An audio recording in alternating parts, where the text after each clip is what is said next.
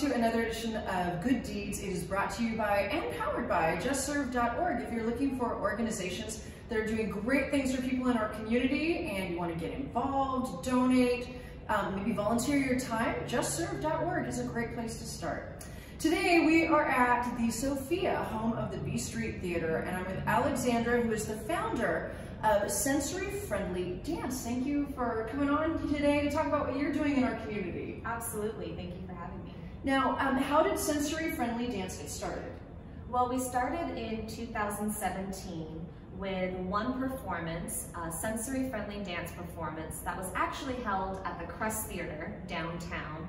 And we invited about 300 families into the theater with a sensory friendly design, meaning we made some accommodations to help the autistic community feel comfortable, welcomed, and safe in a theater environment. And it was such an amazing experience because from the moment families were walking in the door, they were thanking us for just having the opportunity to attend a live arts event. And by the end of the event, which was about 1 hour, we just were personally transformed as artists to see how important and vital this program was for our community. And we decided to just continue producing these shows. So now it's 2021 and here we are doing a new show at the Sophia, home of the Street Theater. That's fantastic. What are some of the sensory challenges that folks with autism or other sensory challenged folks might experience that you've overcome with these performances? Sure. Well, this goes even beyond just helping individuals with autism feel comfortable in the theater. I think we all know that attending a theater experience, especially a ballet performance, comes with a lot of preconceived ideas about how you need to act in the theater. Sit quietly, applaud at the appropriate times, no talking, all of these things. And especially for someone with autism, that's very sets kind of a boundary for them to feel comfortable in the theater because they may want to play with a fidget toy or chat with their friend or their family member who's there at the show with them about what they're seeing on stage. It may be too loud, the music may be too loud. So in kind of investigating the needs of this community and working with several other organizations that serve individuals with autism, I created a plan where we make these accommodations in the theater to help everyone just feel comfortable. So in the theater, we make some accommodations, including leaving the lights on in the theater, lowering the volume about 30%, and also providing noise-canceling headphones and earplugs in our lobby space in case anybody would like access to that. Of course, you can also bring your own. And just encouraging everyone to be themselves, feeling free to enter and exit the theater when they need, being able to talk, being able to sing, being able to dance, being able to play with toys. We really want this to just be a family-friendly experience, a community-friendly experience, an accepting experience. And so it's a normal ballet performance in terms of you're watching high-quality art on stage. You're watching a story ballet in this year's situation. But the environment is really fun. It's not prim and proper and sitting still and being quiet. It's a fun experience. It sounds like a very interactive experience. That as well, yes. We do make a point to also engage our audience with what is going on stage.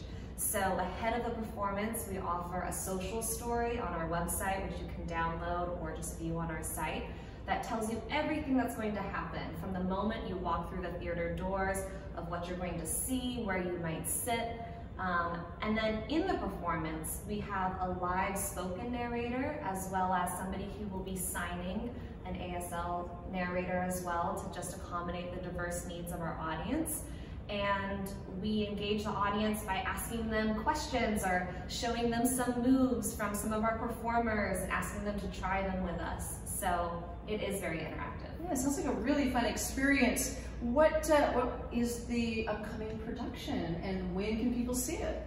Yes, so this year's performance will feature Ron Cunningham's Peter and the Wolf, which is a classic children's story with wonderful music that has a lot of interactive activities within it itself.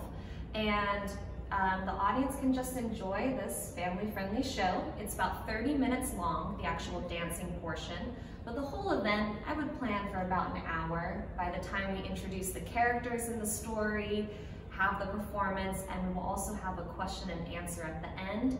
The whole event will be about 1 hour. And one other thing I wanted to mention is that we have so many wonderful volunteers who have been trained to work with individuals with autism to help them feel comfortable. We will also have some behavior therapists on hand, and as like kind of what we call a quiet zone in the lobby with some toys. And if anybody would like to do that instead of watch the ballet performance, that's fine too.